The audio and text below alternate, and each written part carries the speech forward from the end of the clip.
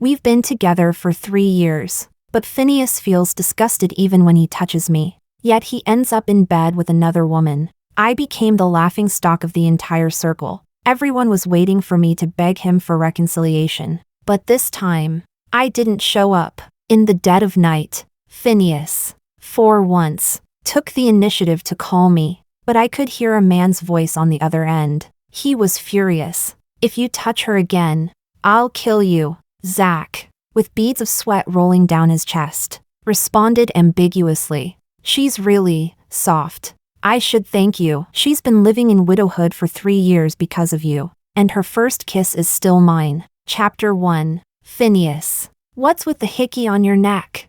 In the private room of the bar, Phineas's childhood friend pointed at his neck and asked, "I heard Carmen came back yesterday, and you went to pick her up. Could it be that you too?" "No way. Wasn't Phineas supposed to be allergic to women?" "Yeah, he dated Valeria for 3 years, and Valeria still hasn't had her first kiss. It's kind of funny when you think about it. You guys wouldn't understand. Valeria can't compare to Carmen, though Carmen is Phineas's first love, the goddess he can never forget." Exactly. If Carmen hadn't chosen to follow his older brother abroad back then, it would have never been Valeria's turn. I was sitting on the sofa nearby, and as I listened to their conversation, it felt like someone had poured a bucket of ice-cold water over me in the middle of winter. All my blood seemed to freeze. It was then that I noticed the dark purple hickey on the side of Phineas's neck, standing out vividly against his pale skin. He listened to their discussions indifferently, not denying any of it. A sharp pain pierced my heart. I fixed my gaze on that hickey, unable to snap out of it. "Shoo, don't talk anymore. Carmen's here." The door to the private room opened, and Carmen walked in wearing a black-fitted dress with a delicate spaghetti strap. Her tall and slender figure accentuated. Her wavy hair framed her face beautifully, making her even more stunning than in the photos. "Long time no see," Carmen greeted with a smile. Amid the catcalls, Phineas stood up and extended his hand to her. She naturally placed her hand in his, sitting beside him with ease. Compared to me, she looked much more like Phineas's legitimate girlfriend. "Carmen, you've gotten more beautiful now that you're back. Are you planning to rekindle things with Phineas?" She smiled. "Don't talk nonsense. I heard Phineas already has a girlfriend in the country. Don't bring it up. You know how Phineas has some issues with physical closeness, especially with women. His girlfriend has been with him for 3 years and still hasn't even had a kiss, let alone anything else." But the moment you came back, Phineas's childhood friend spoke ambiguously. Carmen's cheeks flushed slightly as she shot Phineas a glare. "Why did you tell them?" Phineas smiled faintly. "I didn't say anything. Is what they said true?" Carmen was a bit surprised, and also somewhat amused. "You and her really?" Phineas didn't reply, and his cold gaze swept over me. I turned pale, struggling to hold my wine glass, and the liquid spilled onto my dress. Carmen covered her mouth and collapsed into Phineas's arms, laughing uncontrollably. "You really are something, making her look so pitiful like that." I stood up slowly, wiping the water stains off my dress with a tissue. Phineas observed coldly. In the slow torture of each passing second, the pain in my chest turned into numbness, but I gradually became clearer-headed. I had already paid back everything I owed to Phineas. Chapter 2. 3 years ago, Phineas protected my face in a car accident, but a shard of glass pierced his right hand. He was a natural-born artist, rising to fame at a young age. But after the accident, he could never pick up his paintbrush again. During his darkest days, the house was filled with empty bottles, and anyone who came by would be met with him angrily shouting for them to leave. It was during this time that Carmen left him. I felt guilty and only wanted to know how I could make it up to him. At that time, he had paint all over his hands. Sitting amidst the mess, his beautiful face was shadowed, his eyes dark, as if no light could ever reach them. "Make it up to me?" he asked. He smirked, with a hint of sarcasm. "I have everything I need, except for one thing, a woman." In the 3 years that followed, he refused to do rehabilitation. I encouraged him to paint with his left hand, slowly rebuilding his confidence. Through daily practice, he became even more skilled than when he used his right hand, and the results of his work were even more stunning. Phineas grew more and more dependent on me, Even though he had psychological barriers and refused to have physical contact with me, he insisted that I stay within his line of sight if he was going to paint. I understood his past and never forced him to be close to me. Several times, he had held my head, staring at my lips inch by inch, eyes full of desire, but stopped just before touching me. The more he held back, the more it made my heart ache. Phineas became famous again, and during this time, he learned that Carmen had returned. It turned out that he wasn't unwilling to have physical contact with a woman. It was just that the woman wasn't Carmen. 2 days ago, after dinner, I left the table and went outside to get some fresh air on the terrace. But I overheard Phineas and his childhood friend talking. Carmen's coming back soon. What do you think? I heard she broke up with your brother. Phineas lowered his head, extinguishing his cigarette. It's fine as long as she's back. You still can't let her go? Yeah, actually, Valeria is quite good. After Carmen hurt you so much that you couldn't even paint, she stayed with you and helped you get through it. She still doesn't know that. In fact, your right hand wasn't even injured in the nerves, right? Chapter 3. I composed myself, took my bag, and pulled out the key to Phineas's house, placing it in front of him. Well, our usually soft and sweet Valeria is going to be tough now? His childhood friend looked at me with an amused expression. Phineas frowned. What are you doing? I threw the used tissue into the trash bin. Phineas, I'm a neat freak. I've told you before, if something's been used by someone else, I won't even look at it again. I mean it. His expression darkened suddenly. His lips pressed tight as he stared at me in silence. It's my fault. Carmen, looking apologetic, stood up to explain. We were both drunk last night. I only found out today that he has a girlfriend. Otherwise, don't explain so much to her. Phineas's expression returned to indifference. Since you've come back, it doesn't matter whether she's here or not. He looked into my eyes, each word piercing. I never liked her anyway. But unfortunately, this sentence no longer hurt me. I gave him a faint smile, and Phineas's gaze became even sharper. Before leaving the private room, I heard his childhood friend ask, did Valeria really just leave? She was known for being stubborn, impossible to drive away. I think she just realized she couldn't compete with Carmen, so she gave up. Chapter 4. It wasn't until I stepped into the elevator that I let out a deep breath. I had poured all my emotions into these 3 years, but in the end, it all led to nothing good. Faint sounds of heavy breathing reached my ears. As my thoughts returned, I suddenly realized the man in the elevator was Zack. His face was flushed, sweat beading on his forehead. One hand was bracing against the elevator wall, breathing heavily, as if he wasn't feeling well. I instinctively moved closer to help him, but then stopped, sensing that something was off with him. What's wrong with him? It didn't seem like he was sick. Zack glanced at me and said, do me a favor. Help me to the underground parking lot. I hesitated for a moment, seeing the tight frown on his face and his clear discomfort. I agreed. All right. I slowly leaned towards him, letting his arm rest on my shoulder. When the elevator reached the basement level, I helped him out. He was so hot. Even his breath felt scalding. Where's your car parked? He softly mentioned a location. The damp heat from him brushed against my delicate neck, making me feel uncomfortable and eager to put him down quickly. Just then, Phineas and his group stepped out of the elevator. I instinctively pulled Zack behind a structural column to hide. Zack's body felt unnaturally limp, and he let out a low groan, weakly pressing against me. Wait. Phineas. Look over there. Isn't that the famous Zack? He seems to have a woman pressed under him. No way. Is he that desperate? Getting it on in the parking lot? Should we go check it out? I tensed up. Not that I cared about Phineas's thoughts, but the situation right now was just too awkward. But Zack, seemingly not satisfied with making things chaotic enough, leaned down and whispered in my ear, his breath searing. What do you think Phineas will do when he sees this?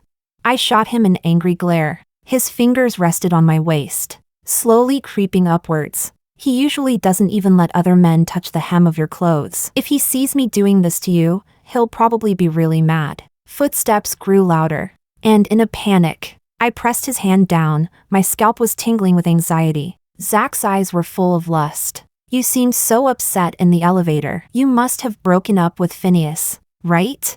I whispered. So what? He suddenly smiled, his eyes sparkling with mischief. Forget it. Phineas's cold voice cut through the air. I have things to do with Carmen. Let's go. Chapter 5. After everyone left, Zack finally released me. I took a few steps back to calm myself, feeling somewhat annoyed. You seem perfectly fine. You don't need any help.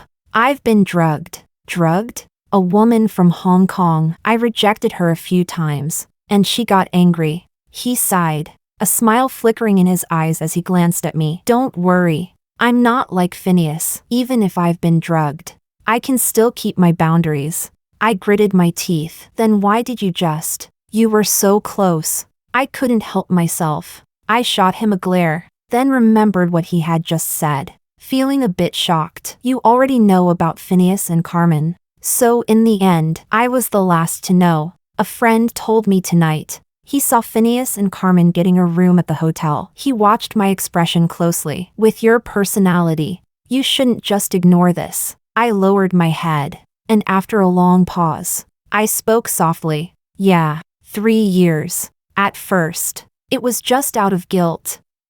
But over these 3 years, the countless days and nights spent together, all the moments of joy and sorrow, almost made me believe that we were in love. The feeling of being truly betrayed isn't pleasant. Zack rubbed my head gently, his voice soft. All right. Don't be sad. If you start crying, people will think I've been bullying you. He didn't comfort me much before, but now that he did, I found myself really starting to feel a bit down. My nose tingled, and in a hoarse voice, I asked, "Do you have any tissues?" Zack paused for a moment, and then his gaze darkened for a second. Yeah. He handed me a tissue, murmuring softly, if only the timing and place were right. I looked up, my eyes blurry with tears. Huh? My voice trembled, not just from the nasal sound but also from the hurt I felt. Zack swallowed, covering his eyes with his hand. Damn this drug. Suddenly, I understood what he meant,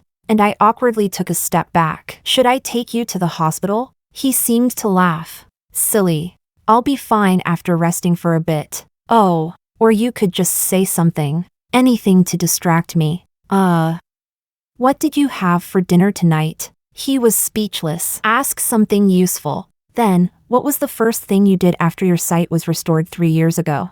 I asked curiously. Zack's expression suddenly became serious. I found you and saw what you looked like. I froze, not expecting that answer. 3 years ago, Zack had gone blind in a car accident, and I was his caretaker. Was it disappointing? I smiled, trying to ease the awkwardness. He shook his head. I didn't really expect you to be that beautiful, but when I saw you, it actually exceeded my expectations. It was hard to tell whether that was a compliment or an insult. I touched my face, and it seemed like a compliment, though you had a really bad temper at first and were rough with me. I can understand. Anyone would find it hard to accept losing their sight suddenly. I smiled at him. So when you regained your sight, I was really happy. He gazed at me for a moment, and his eyes softened with warmth. Yeah, when I saw you for the first time, you smiled at me like that. I gave a soft hum in acknowledgement, but not long after, you handed me your resignation letter,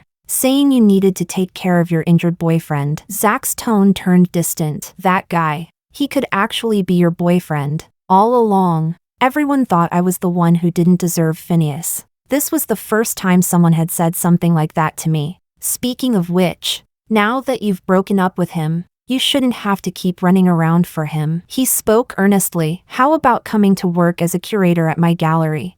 I've always trusted your taste. I was taken aback. Valeria, you know how I feel, and I've never hidden it. Zack leaned against the pillar, tilting his head to look at me. But this job isn't just about my personal feelings. I believe in your abilities. Chapter 6. Half a year ago, my mother passed away from a severe illness. While it was heartbreaking, it also meant that I no longer had to constantly worry about the high medical bills. Moreover, I was now in desperate need of a job to pay off the loans I had accumulated. After some hesitation, I looked at the payment reminders on my phone and eventually contacted Zack. Having been Phineas's assistant and agent for 3 years, attending countless art exhibitions and auctions, I had developed a sense of aesthetics and art appreciation. With my knowledge of the industry, I adapted quickly over the next few days. Near the end of the workday, Zack knocked on my desk. "Well, I guess I've helped you. How about treating me to a meal?"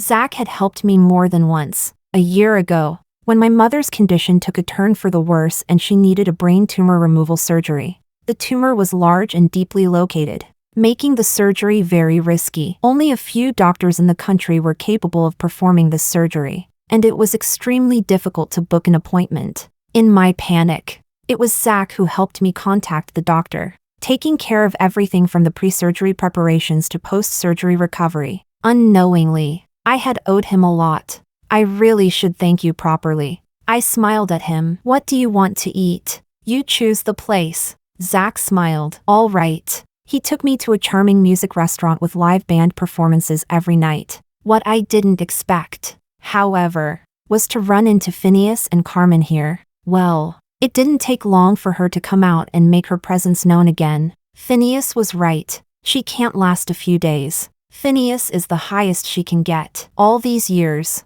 just from selling paintings, she must have earned quite a bit of commission. What woman would give that up? Phineas leaned back in his chair, glancing at me with a smile that wasn't quite a smile, as I overheard their unfiltered remarks. My body stiffened. Zack parked the car and returned, placing his arm around my shoulder. "What's wrong? Can't find a seat?" Chapter 7. I relaxed slightly.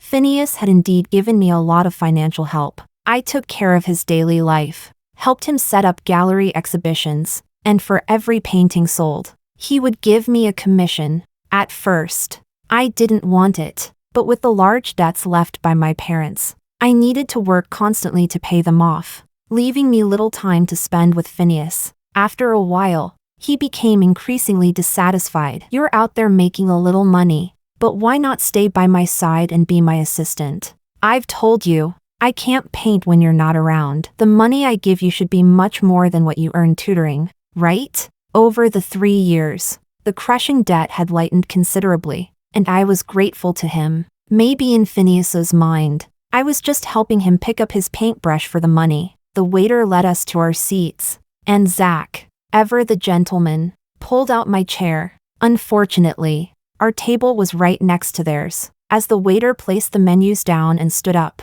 I saw Carmen take a sip from Phineas's wine glass. She smiled, probably complimenting the wine. Phineas had severe obsessive-compulsive tendencies, hating anyone touching his personal items, and it was impossible for him to share utensils with anyone. Carmen was the only person who could touch his things, and the only one who could share a cup with him. I remembered the time I accidentally drank from his cup. His face immediately turned cold, and I hurriedly apologized. But he just threw the cup away, even though that cup had been his favorite. Now, Carmen did the same thing, but he didn't mind at all, instead looking at her indulgently. Everyone knew that Carmen was Phineas's muse. All his paintings before he turned 20 were created for her, each one telling of his love for her. Before, my understanding of Carmen was purely based on imagination. Now, I was witnessing firsthand just how special she was to Phineas. Chapter 8. Zack's voice snapped me out of my thoughts. "How about having some drinks today?" I froze for a moment. I have a very low tolerance for alcohol. I can barely handle a glass, and when I get drunk, I tend to do inappropriate things. So, unless I'm with very close friends, I usually avoid alcohol. "Today's my birthday," Zack said. "Oh, I see." I smiled apologetically, unable to stop myself from looking around. "Is it just the two of us?" In previous years, Zack's birthday celebrations had always been elaborate. He smiled faintly, a small, almost imperceptible smile. "I'm too lazy to deal with other people. I just want to spend it with you." My heart skipped a beat. It was rare for someone to treat me so directly and specially. I wasn't sure how to respond, so I lowered my head, stuttering out a, "all right." As the band played softly in the background, I realized I had finished my first glass of wine without noticing. Zack, as if it was the most natural thing in the world, poured more for me. I quickly refused. "I'm really bad with alcohol. I can't drink anymore. It's fruit wine. Very low alcohol content. He said, how do you feel now? Indeed. Aside from feeling a bit warm, my head wasn't spinning at all. Since it was his birthday, I nodded and didn't stop him from pouring more. Just then, there was a loud clash of metal cutlery and plates. I was startled and turned to see Phineas glaring at me with obvious anger. Don't mind him, Zack said, placing a perfectly cut steak in front of me. I heard this is Australian Wagyu. Air freight here. It's very tender. Try it. Oh, okay. I snapped back to the moment, poking a piece of steak with my fork and taking a bite. I couldn't help but smile at him. It really is delicious. He patted my head and smiled. I'm glad you like it. Probably because the fruit wine had such a low alcohol content. I still felt very sober after 2 glasses, but my heart was beating faster, and I couldn't help but look at Zack's eyes with a bit of daze.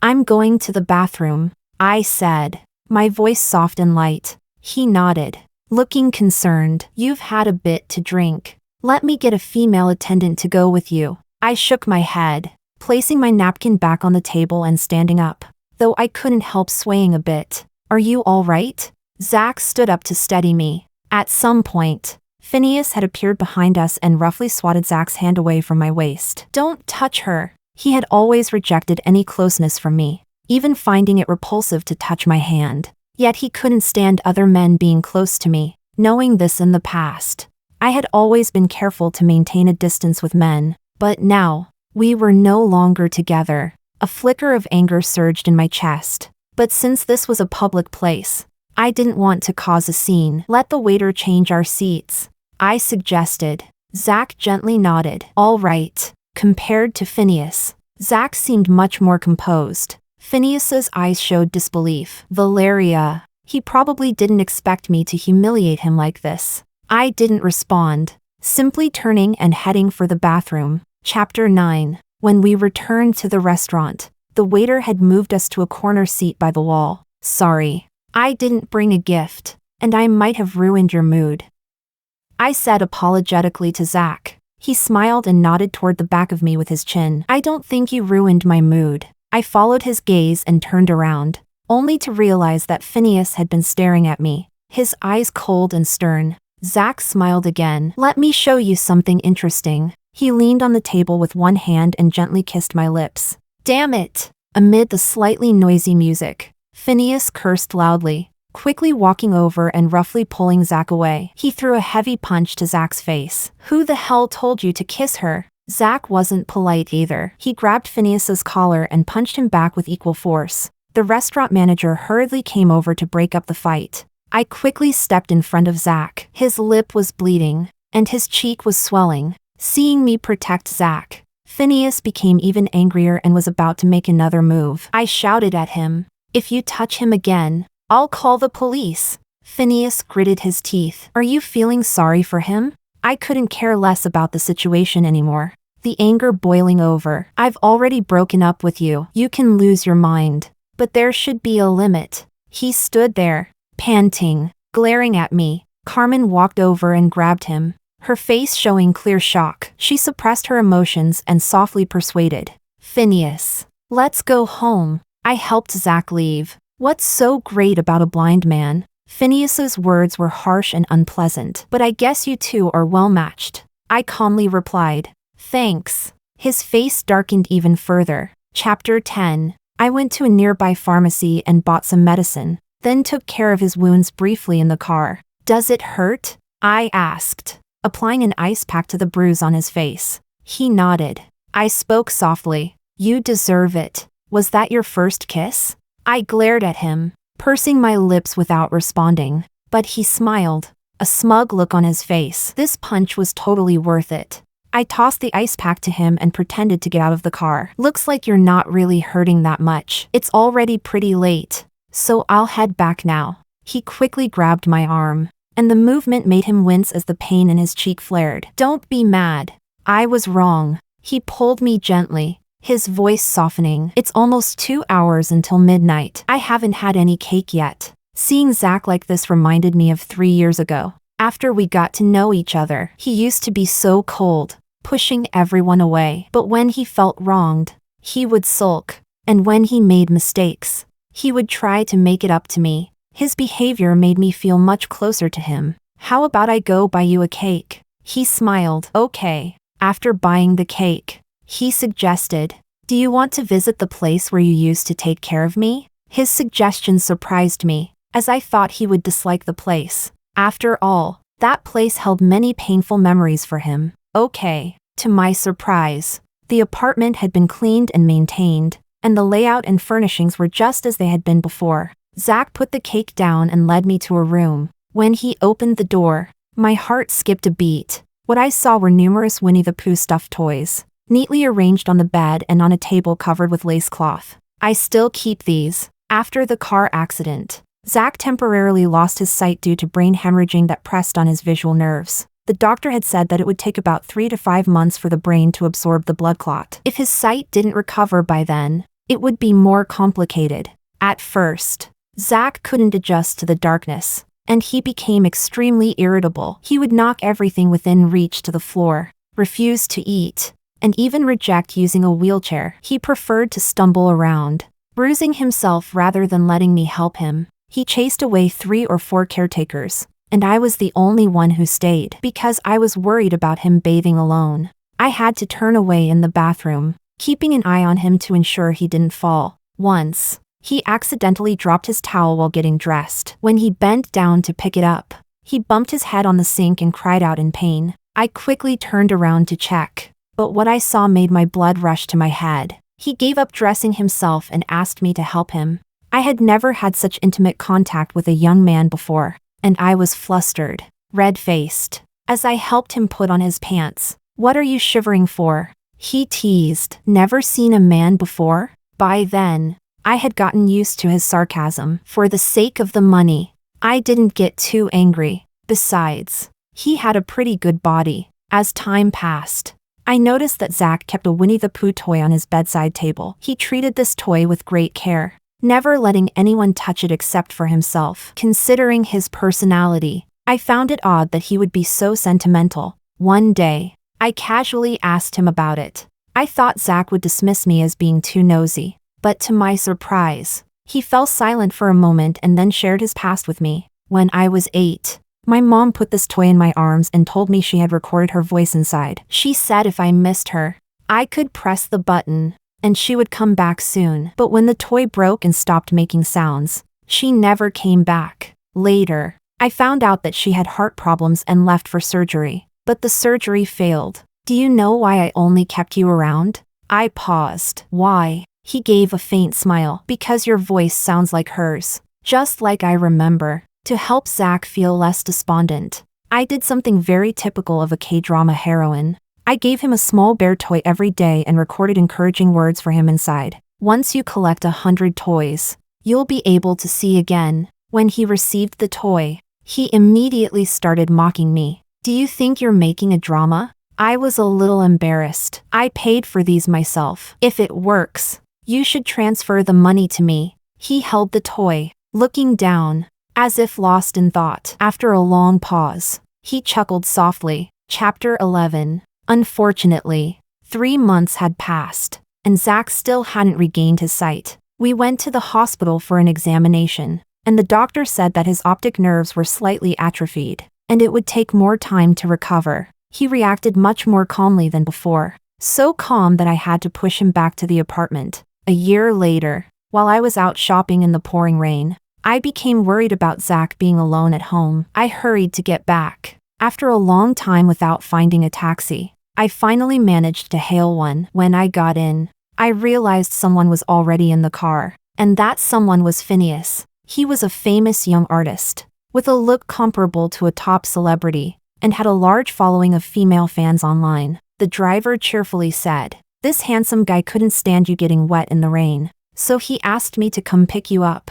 I was stunned and thanked him repeatedly, but Phineas, after glancing at me at the beginning, didn't speak again. Later, the car collided with a truck, and we were both injured. Phineas, in an attempt to protect my face, had his palm pierced by shattered glass. It was this accident that bound our fates together. Even though we had no connection before, I later learned that Phineas had asked the driver to pick me up because my appearance and outfit resembled Carmen's by about 60 to 70%. After the accident, I took leave from Zack, not wanting to worry him but not mentioning my injuries. Some time later, I received a call from him. Zack's voice was full of joy. Valeria, I can see. I was happy for him. That's great. He asked where I was and if he could come see me. I hesitated for a moment, then apologized. Since you've regained your sight, my work is no longer necessary. I actually wanted to resign. He clearly didn't expect my answer,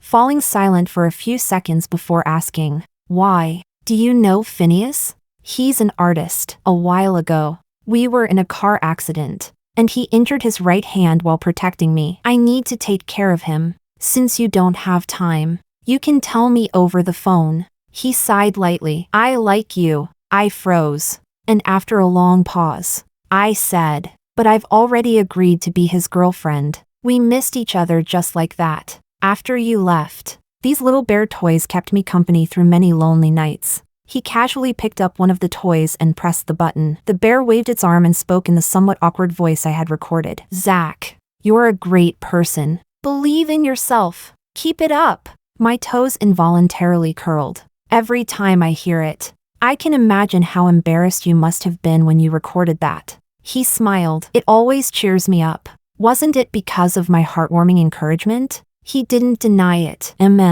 I looked at him. Valeria, you're so warm. He bent down and hugged me, gently sighing. That's why you attract people like us. During those darkest and most painful times, just thinking about you gave me the courage to open my eyes the next morning. I regret not telling you how I felt sooner. Valeria, I've waited for you for 3 years. Can you give me a chance? Maybe it was the lingering effects of the alcohol. My head's still a little dizzy. Or maybe it was his words that stirred something in me. The soft light above us softened Zack's features, making his eyes look even more affectionate. I stood on tiptoe and kissed his lips. He froze. I pulled away slightly and, feeling a bit wronged, asked, kissing me wasn't that bad, right? Phineas had rejected me for 3 years, but the first day Carmen returned, he had gone to bed with her. Just because I didn't show it didn't mean I wasn't hurt. Zack held me tightly, responding with his body. His kiss seemed even more excited and innocent than mine.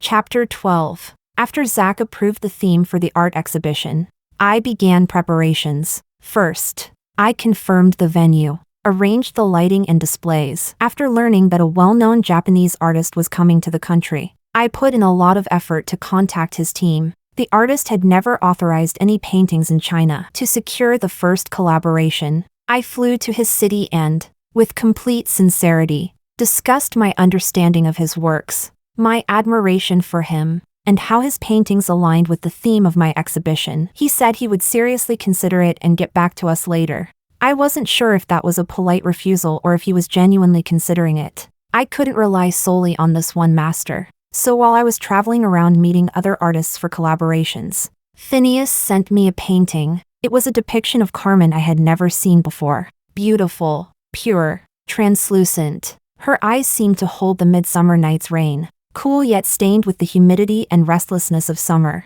and she was completely unaware of it. The painting was titled Nocturnal Dew. So, this was how Phineas saw Carmen. It was clear that the purpose of sending me this painting was to annoy me. After all, during the 3 years we spent together, he had never painted anything for me. Given Phineas's fame, his artwork would surely add a lot of prestige to my exhibition, and I had no reason to turn it down. But even though I didn't refuse, Phineas got angry. He called me, his voice tinged with suppressed anger. Is this really all about money for you? Mr. Phineas knows very well that I've always been in need of money, I said with a hint of amusement, my eyes drifting to the side as I stared at the painting. I should thank Mr. Phineas on behalf of the gallery for the painting. As a genius artist, Mr. Phineas has portrayed Miss Carmen beautifully. I'm sure it will sell for a price that will satisfy you. The breathing on the other end of the phone grew heavier, and there was silence for a long while. I almost thought he had hung up the phone.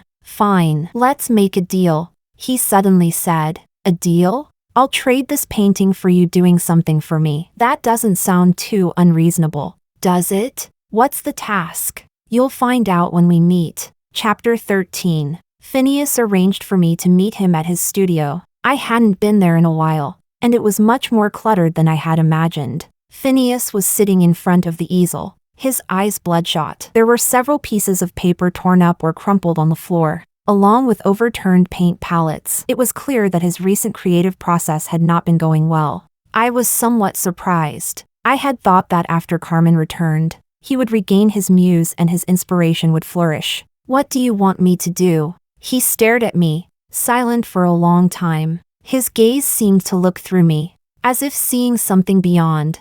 I took a step forward, but he said, "Do what you usually do." Huh?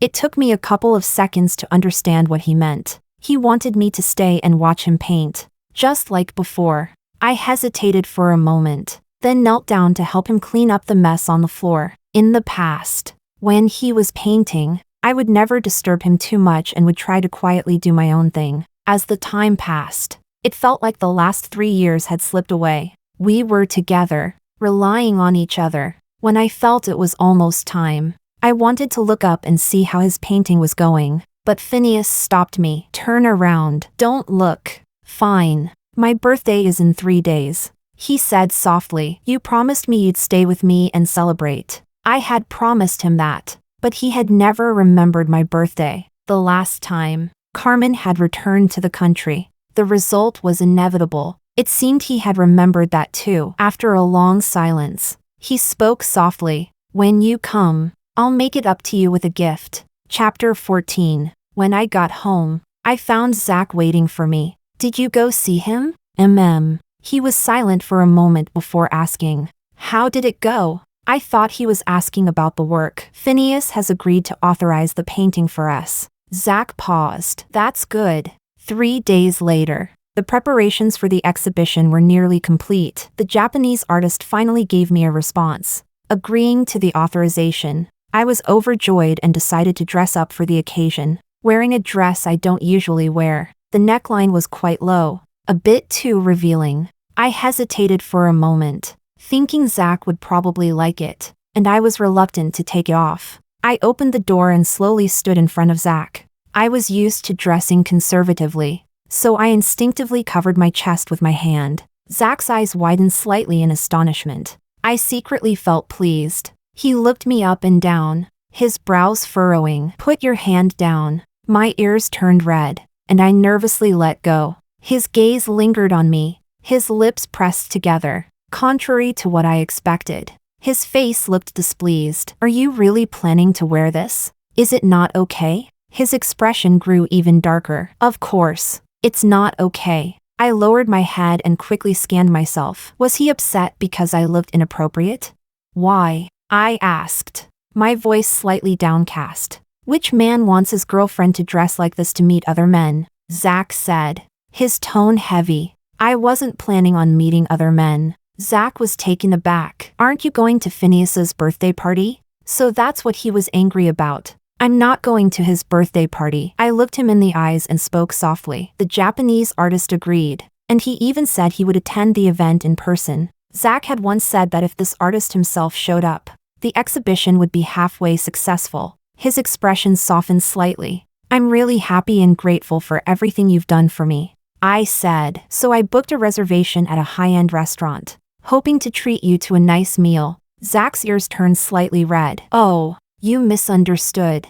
I see. Then, will you go?" His gaze slowly shifted over to me, then remained still. The air around us seemed to heat up. "Well, let's just go now," I said, feeling a little embarrassed under his gaze and preparing to walk out. He stopped me. "Actually, we don't need to go to any fancy restaurant." His voice was slightly hoarse. "I have something else I'm more interested in." Chapter 15. For 3 years with Phineas, even a touch of fingers was rejected. But now, Zack was holding me, his slightly heated kiss landing on me. It was a strange feeling. The air seemed to become sticky, and my vision blurred.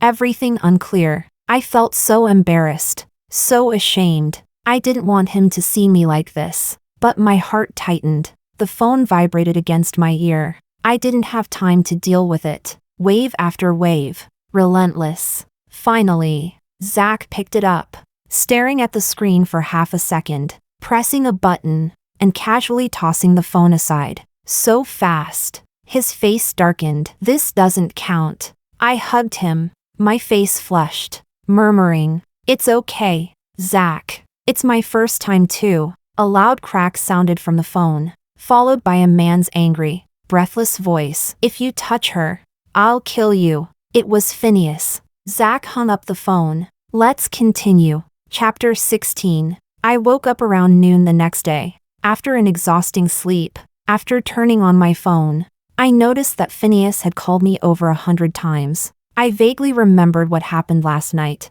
He heard everything, but it didn't really matter anymore. Struggling to get out of bed, I found Zack in the kitchen cooking porridge. The sunlight hit his face, casting his features in a particularly handsome light. I walked barefoot over to him and leaned against him, unable to stop myself from voicing the confusion from last night. "At your age, you shouldn't." He clearly understood what I was referring to and awkwardly turned his head to the side. "You said you don't like things that have been touched by others." My heart skipped a beat, and I wrapped my arms around his waist. This fool, he really waited for me for 3 years. After we ate, I quickly tidied up and was getting ready to head home to grab a few things, but I didn't expect to find Phineas at my doorstep. He must have waited all night. His face was pale, looking ragged and tired. His hands seemed to be injured, his fingers stained with red, and there was a patch of dried blood on the floor that looked unsettling. He glanced at Zack briefly,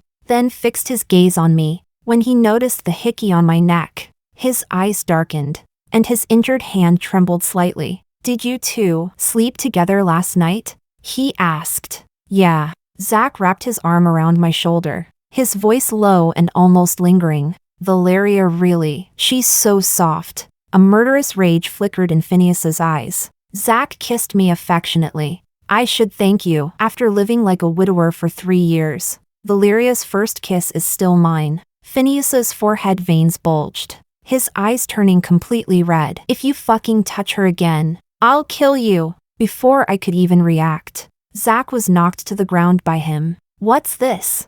I didn't just kiss her. I've done many worse things." Zack's mouth bled, but he seemed unfazed, still grinning. She was so inexperienced. She wouldn't even dare to open her eyes. Every touch made her tremble. "But these things? They're none of your business anymore." Phineas was completely enraged now, and the two of them started fighting. I tried to intervene, but it was useless. I had no choice but to call the police. When the police arrived, they barely managed to break up the fight. "How can you compare to me?" Zack, with bruised eyes, was panting heavily, but his expression was full of pride. "Valeria has a cleanliness obsession. I've never been with any other woman. But you." Zack looked him up and down with disdain. "You're disgusting." Phineas's face turned ashen. Chapter 17. With me as a witness, proving that Phineas had made the first move and Zack was only acting in self-defense. Phineas was ultimately detained by the police for 7 days due to the fight. Zack's injuries weren't light, but he seemed quite happy. "Phineas's taste isn't all that bad. At least he can see that we're well matched," he said. These were the words Phineas had said after they had exchanged a punch in the restaurant before we left. He had remembered it all this time. I felt somewhat helpless. Thankfully, there was still some time before the exhibition opening, or I'd be facing the media with this face, and I'd probably be gossiped about online again. A few days later, Phineas called me. "Are you out?" I asked. He was silent for a moment before replying. "The painting I gave you has a problem and needs to be modified." "You mean Nocturnal Dew?" This is a painting you did 5 years ago. You want to modify it now?" "Yes." I took a deep breath. "Then I'll have my assistant bring the painting to your place." "No need," he said. "I'll come to your gallery." Phineas arrived. The bruising on his face had faded a little, and his hand was still wrapped in bandages. He looked much thinner. I led him to my office where the easel and paints were ready. "You can work here without anyone disturbing you." After saying that, I turned to leave, but he stopped me. Phineas grabbed my hand. I froze. He rarely touched me directly. After all, in the past, he had kept a distance from all women except Carmen. I tried to pull my hand away, but he held on tightly. "What's wrong?" Phineas took a step forward, pressing me against the door. The corners of his eyes were a little red. As if he was holding back his emotions, he lowered his head and leaned closer to me. "Isn't this what you wanted?" His soft lips met mine. His eyelashes fluttered, and he couldn't resist deepening the kiss. "Valeria." In my surprise, I couldn't avoid it in time, and he pushed his lips open, causing me to panic and push him away. Phineas's breath surged into me, and his smooth tongue tangled with mine. The taste was sweet, and his eyes darkened as his other hand gripped my waist. Tears filled my eyes. The intimacy I had once longed for now felt disgusting. I clenched my teeth and bit down hard. Phineas pulled back in pain, glaring at me. "Get out." I was furious. "You're crazy." There was blood in his mouth. He bit down hard and swallowed. "He can, but I can't." Yes, my head was spinning from the anger. "He can, but you can't." Using a modified painting as an excuse to trick me. And then doing this. Phineas's chest heaved violently before he spoke slowly. "What if I told you that Carmen and I never had a relationship?" I looked into his eyes. "Whether you did or not. In my eyes, you're already tainted." Chapter 18. The exhibition opened as scheduled, because I had invited a well-known Japanese artist. It attracted many people from the art world and the media,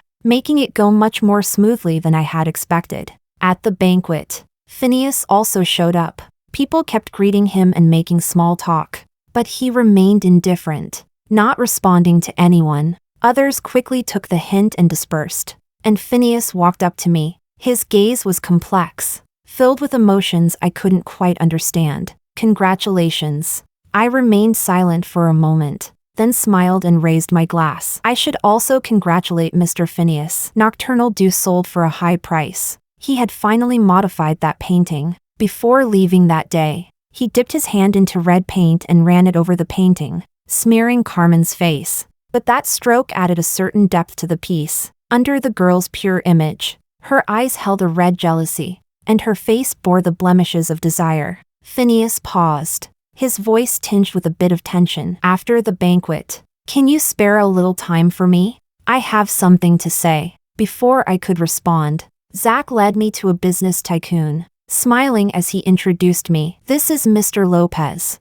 I wasn't good with alcohol, and with all the drinking at the banquet, I felt quite dizzy after it ended.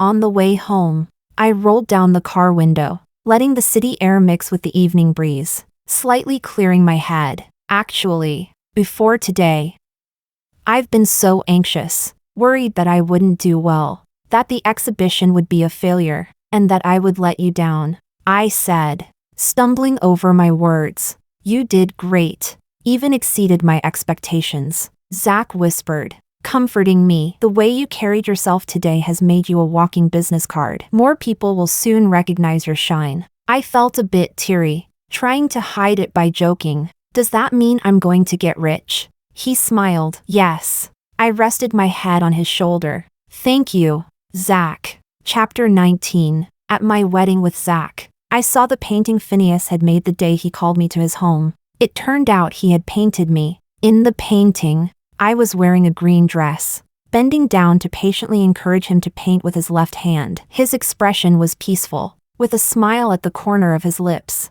clearly showing how close and dependent he was on me. On the floor, there were crumpled paper balls and spilled paint. The bandages on his right hand had already been mostly unwound, revealing an intact hand. Outside the window, the morning light was faint, and a beam of sunlight fell on his left hand holding the paintbrush. The painting was titled "Left Hand." I've lost my left hand forever. On the same day, Phineas announced his retirement from the art world. Phineas's epilogue. Carmen returned. She called him and asked if he would pick her up at the airport. He hesitated. Valeria was waiting at home for him to celebrate her birthday. In the past 2 years, he had forgotten. But this time, for some reason, he remembered. Carmen sensed his hesitation and softened her tone. "Phineas, it's been so long. I've missed you." He remained silent for a moment before saying, "All right." It wasn't that he couldn't see through her tricks. It was just that no matter what she said, he was still willing to believe her. He went to meet her at the restaurant. She was drunk, her eyes red, and tears falling one by one. she said.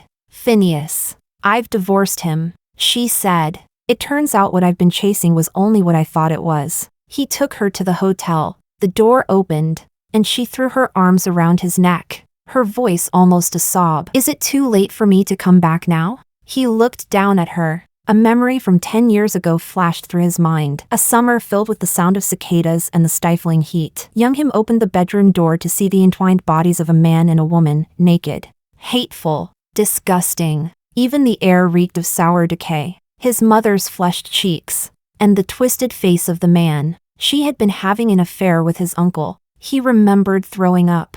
He had been ill for a long time, running a high fever, plagued by nightmares. At that time, Carmen told him her father had also cheated. His mother was heartbroken, crying every day. She hated her father and felt so sorry for her mother. If it were me, I would never do anything to betray my family. Me too, he had said. It was this conversation that led to their decision to be together, to be the person who would never betray the other. Carmen became his muse, his only muse. She was the purest part of his heart. But then, later on, she fell in love with his older brother. The two kissed in private, their lips and tongues entwined, like a nightmare from their youth reawakening. She was frantic, but didn't explain. After that, he found he couldn't paint anymore, no matter how hard he tried. His mind was filled with images of his mother's affair, and alternately, of Carmen and his brother entangled in passion. He tore the paper off the canvas and threw it into the trash,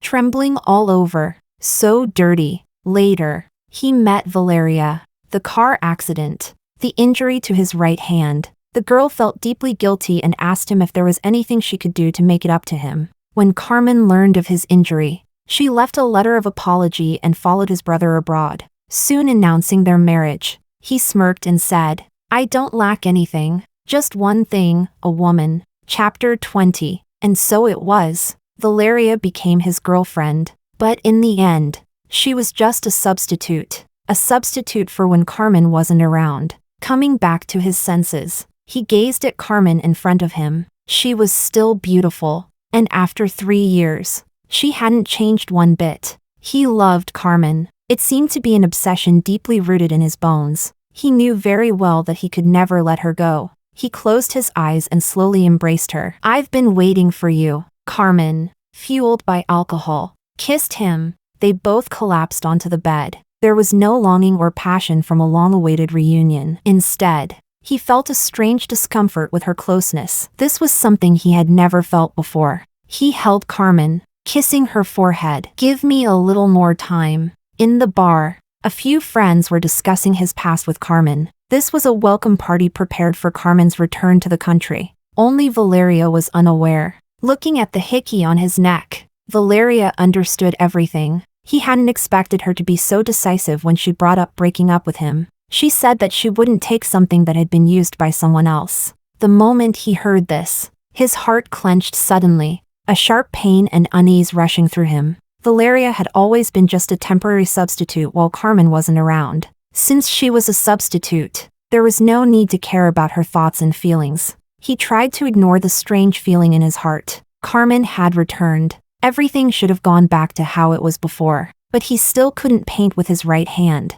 Carmen leaned against his shoulder, smiling as she softly spoke of the wonderful memories they had shared. It should have been a warm moment, but in his mind, the image of that girl's gaze appeared, the way she looked at him, the breath she exhaled as she sat beside him, her soft and gentle comfort and encouragement, her hands soft, with a strange fragrance on her body. She had held his left hand, encouraging him to pick up the brush. He couldn't explain why, but he hadn't refused. Her lips were soft, a glossy pink. His breathing became heavier. The kiss should be sweet. It was a longing that came from his heart. At first, the thought only appeared occasionally, and whenever it did, he quickly rejected it, because he had witnessed his mother's affair, seen her and his uncle in an intimate embrace. It had made him feel disgusted and repelled by the idea of sex. Even ordinary physical contact with women disgusted him. But when did he start having such strange thoughts about Valeria? As time went on, it became harder and harder to suppress them. Chapter 21. A week later, He ran into Valeria at a restaurant. What bothered him was that Zack was standing next to her. That man never concealed his feelings for her. How long had they been apart? Yet, he couldn't wait to cling to her. Zack touched her waist, knowing full well that she couldn't hold her liquor. Yet he kept pouring drink after drink for her. Valeria, that foolish woman, didn't realize anything. For some reason, he felt a strong urge to cut off Zack's hand resting on her waist, making sure he would never dare touch her again. Then, something happened that made him even angrier. Zack kissed her. He had never kissed Valeria. How dare Zack?